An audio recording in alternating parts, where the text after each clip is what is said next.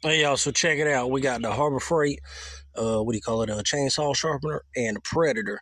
Now I had a little bit of issues with them, but we got the warranty, so who cares? Man, I'm gonna show y'all. Check this out. Y'all gonna talk about, well, is it worth the money? I just get a Husqvarna, I get a Bob's Hill. Man, I just sharpened that chain. Check y'all, watch. We done hit 1, 2, 3, 4, 5.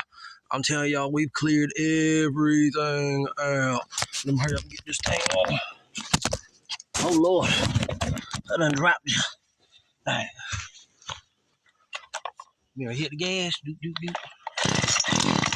All right.